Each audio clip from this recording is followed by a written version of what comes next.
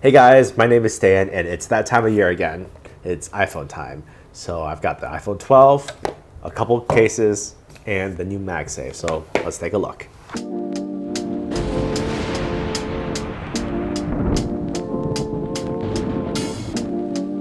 So right off the bat, Apple says the case is going to be smaller this year, and indeed, this is quite a bit, substantially smaller. It's smaller because all you get really is the iPhone and a charging cable. You don't even get Airpods or Earpods anymore, just some documentation, and basically that's it. So with the phone and the charge cable, this is a USB Type-C to Lightning. Their rationale is that we have all sorts of power bricks already, but really, there's not actually that many USB-C power bricks unless you go out and buy one yourself, which is like this right here. This is, I think, coming from either the last year's iPhone or the iPad. I'm not sure. I've got actually quite a few of these at home, but I could see the complaint that you don't have too many of these USB Type-C to Lightning power bricks. But in any case, if you need one, you can buy one. Now, the phone itself, this is a graphite iPhone 12 Pro. This is, I think, 256 gigabytes. It's replacing my iPhone 11 Max, Pro Max. I decided to go smaller this year because they got a little bit bigger. Initial impressions here, this is kind of interesting. You got a screen protector, or the sticker that has the power button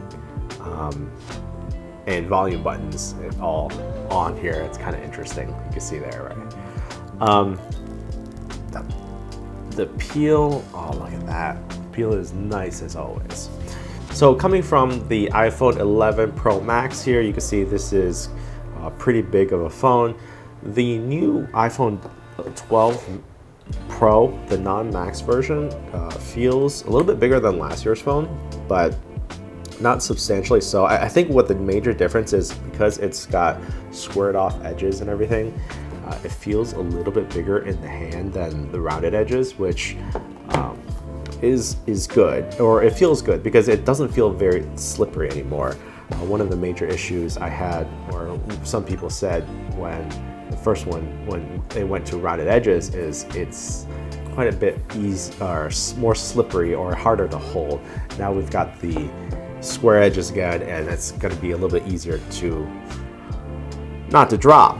And for those of you who are deciding to go without cases, oh man, this is going to be a pretty big deal. So on the exterior here, you got your three cameras, and then you got the ultra wide, the wide, and then the telephoto lens, and then you've also have the LiDAR and the flash, which is, it's going to be pretty similar to what you found on the newer iPads. On the side here, you got your power button, and then this is going to be the 5G antenna. Let's see that right there. This is going to be the 5G antenna transmitter, and then on the other side you got your SIM card. So this is pretty much what you would expect from an iPhone.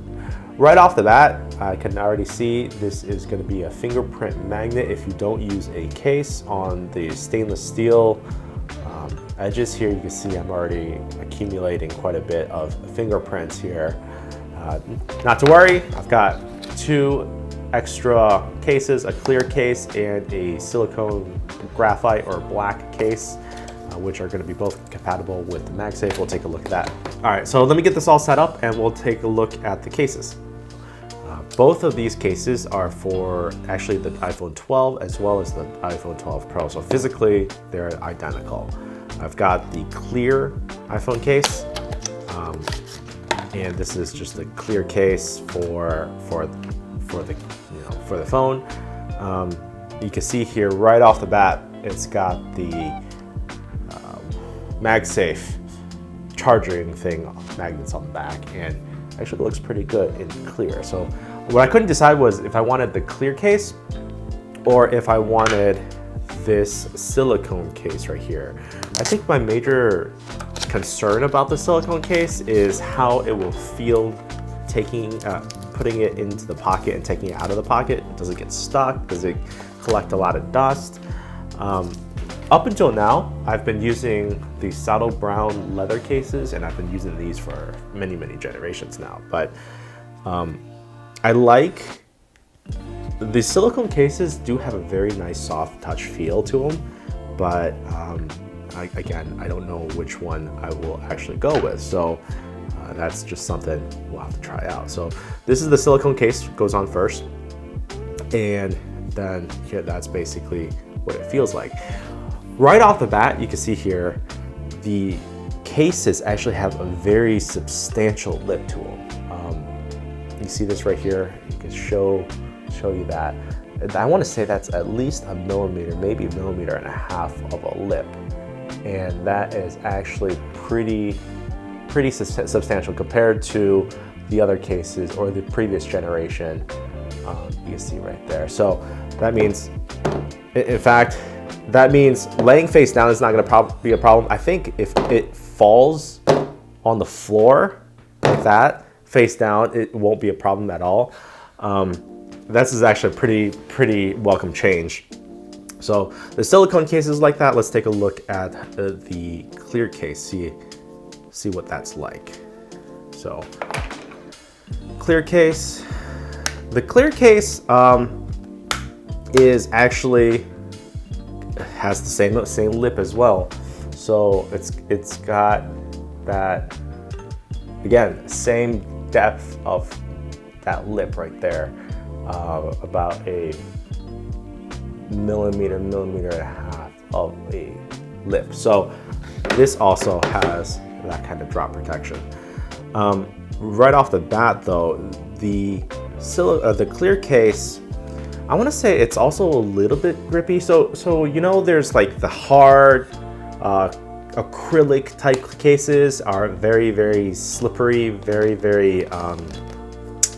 brittle. This, however, this is a much more I want to say like a little bit more softer plastic, meaning it's probably going to be a little bit less scratch prone, and it's a little bit more impact resistant. So it's a hard plastic, don't get me wrong, but it's got a little bit more give to it than maybe something like acrylic. The buttons themselves on the cases, I think are okay. The feel is okay. It's not particularly good, not as good as what the old ones were. This was like, you know, metal buttons. This is just a plastic button, and heck, these are silicone buttons, which, you know, probably don't give much feel at all. The last part of this is the MagSafe here, and these cases are specially designed for compatibility with MagSafe. MagSafe is, they kind of borrowed the word from the old MacBook Pro MagSafe Chargers, but you know, it's magnetic. I'm okay with it. We're never gonna see MagSafe on Macs again. This is like the final nail in the coffin for MagSafe on Macs. But whatever. So the charging puck here on the back of these phones is basically just that. It's a charging puck, and it allows you to rotate. It allows you to spin this thing around. And it's actually a pretty strong magnet here. It's not super strong, but it's got a little bit of a force. And you can see here, it will snap right into place. And if you have this charging, and let me see if I can connect this to the wall. By moving the phone to this charger right here, it'll snap right into place, and then you'll hear a little ping, and then the charging sound of, you know, the iPhone. So it works well with the clear case. On the silicone case, you can see here, the silicone case also has a charging ring and supposedly magnets inside here. So you can see it definitely clips on, no problem. The strength of these cases themselves, let me take the phone out actually. The strength of the magnet on the cases seem pretty comparable. So that's good. One interesting thing I do want to point out is that the MagSafe charger looks to be able to charge the AirPods. I've got an AirPod Pro and the light turns green. It doesn't have the same kind of magnetic stick to it, but it does have a little bit of magnetic stick, just because you got the magnets inside the AirPods as well as a little bit of metal. So it does stick a little bit, but it's not the same way as it clips to the iPhone. But it's nice to see that it does actually, the wireless charging does actually work. So all intents and purposes, if you've got the MagSafe, you can replace your AirPod charger as your AirPod charger as well as your iPhone charger. So you don't need multiple cables on your desk.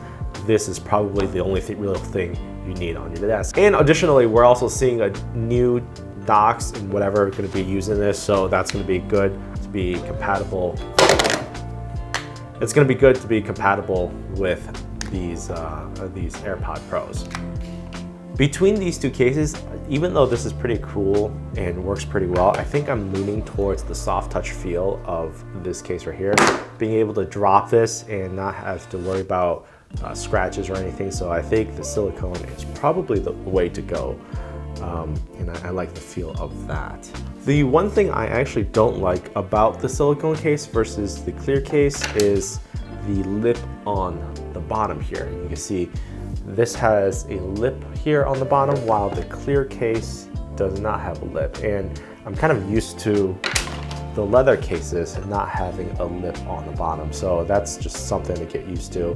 It's not a deal breaker, but it's just something to be aware of, because you know, for the longest time now, not having a lip on the bottom. But then again, it's not like we're gonna have to swipe up or anything like that. So it's well, actually, you do have to swipe up for a few things, but it's not like it's the old iPhones where you need to swipe up constantly to be able to access the phone. Comparing the iPhone 12 Pro versus the iPhone 11 Pro Max side by side here, the first thing I'll notice is that the display size is pretty comparable.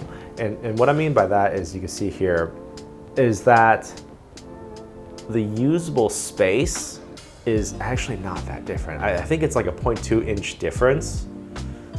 In the hand, this 11 Max feels substantially bigger in the hand, while the 12 Pro seems somewhere in between 11 Max and 11. So I think that's good. I'm actually pretty happy that I downgraded from a Max just to the regular Pro, because the size of this phone is ideal.